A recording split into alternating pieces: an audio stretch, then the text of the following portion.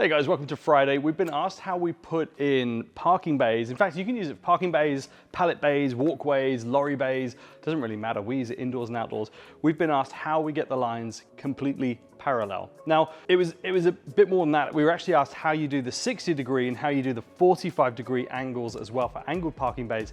If you want to find out how to do the 60 and the 45s, head over to linemarking.expert. We'll show you exactly how we put those together in the Line Marking 101 playbook.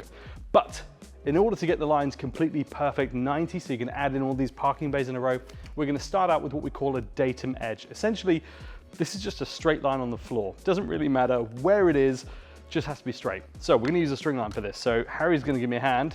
So if you can stand over there, Harry, and I'm going to run out the string line. So straight edge, we're going to call a datum edge. All we're going to do is ping it in on the floor. Now I appreciate that's a little bit hard to see perhaps in this light, but it's super sunny outside, and believe it or not, it's even harder to see it outside. But we have got our first datum edge. Now what we need to establish is the start point. So for this one here, I'm going to work backwards, let's say this way. So I'm going to bring my start point over to here. So this little edge that we see right here is where we're going to start our line. So I'm going to grab a piece of chalk and my tape measure. Now all I'm going to do is just put a mark on the ground to say this is the start point right there. Now what I'm looking to do, this is my 3-foot mark. Now you can do 3 meters, you could do 3 feet. I would go with feet just because I think it's easier, to do in an area like this because it's quite small. So all I'm going to do is pull this out to 3 feet. So I'll start on my 1-foot mark here. All I'm going to do is measure this out now. I'm looking for 3 feet across. So this now is 3 feet. From this point here to this point here, we have 3 feet. Next, what I'm going to do is work out my 4-foot mark. Now my 4 foot, I'm going to measure off of this side here. So again, Harry's going to stand just on this piece to give me a hand. Now I don't know exactly where it is, so I'm going to work it out by putting a curve on here. So I'm actually going to bring this out. So this is my 4-foot mark. Now, if you're looking closely, you'll see my 4 foot's here. The reason I'm going to 5 foot is because the front of my tape's broken and I just wanted to bring it out, but I'm still doing 4 feet. So roughly where it is, I'm going to hold my chalk against the 4-foot mark. I'm going to draw a curve on the ground, which is somewhere in line with where I need it. I'm not sure exactly where, but ultimately this will be, in just a second, my 4-foot mark. Next, what I'm going to do is go back to this position over here. This is where I'm going to find my 5-foot curve. It's going to intersect with this one. That's going to give me a perfect 90 degrees. So I'm going to position this back on the start. So as you can see, we're starting it at number 1 foot here. So I'm actually going to go to 6 feet on the tape, but only because my tape's broken, as I mentioned. So this is just going to be 5 feet. Now what I want to do is again, go to my 5-foot mark with my chalk and literally draw a curve. So what we've now got is we've got an intersection right here. This, where it intersects, is going to line up down there, and that's going to give us a perfect 90. Now that's only half the story. So let me mark this one in. I'll show you what this looks like really quickly. And all I'm going to do is just bring this down. Now I'm going to bring the line out a long way. It doesn't really matter. All that I need to see is that it intersects right there. That will give us our perfect 90. I'll ping that in. Great. So I can clearly see where my chalk line now goes over that intersection.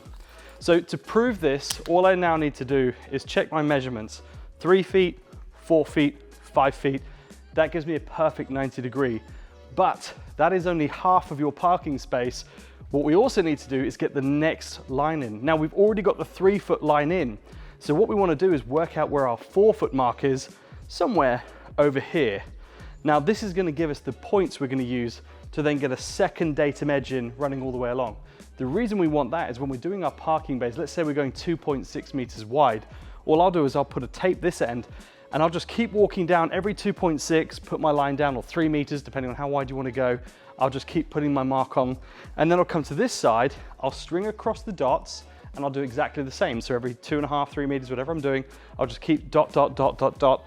That'll basically give me a load of dots on the floor. And all I need to do now is either string line them to line them up, or if you've got one of the GL2000 lasers on your line marking machine, you can line up the dots and just spray it straight in. So let's get this one in and I'll show you the final part of your parking bay to go in here. So again, with Harry's help, it's always easier with 2 people. We're gonna just mark out 4 feet from the start point. So we're looking at this intersection, if I just highlight it a little bit clearer, this intersection right here. So we've put this one down. Harry, if you can just stand on that for me. All we're gonna do is come out 4 feet from here. I'm gonna draw a nice big curve on the ground again. Great, so somewhere within this curve, we know we've got our 4-foot mark. So to find out, I'm gonna come to this corner just here. Great, I'm now gonna come to 5 feet, and all I'm doing is looking for this intersect. So again, I'm gonna do a nice big curve, straight across.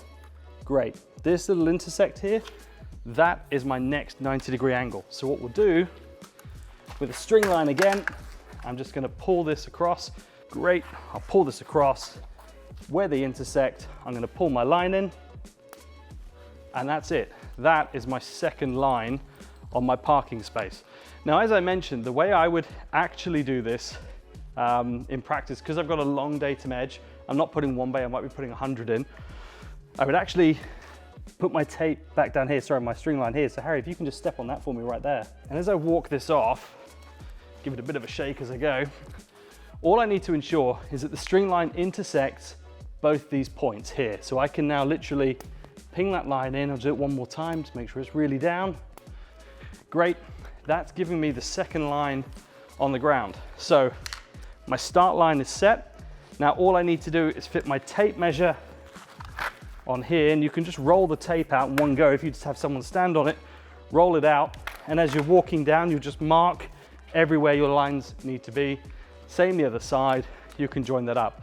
Now, this has taken maybe 5 minutes for me to explain it, you know, going through detail like this. When you're actually doing it in practice, this takes 2 minutes, I would say, and you've got yourself a perfect 90-degree bay.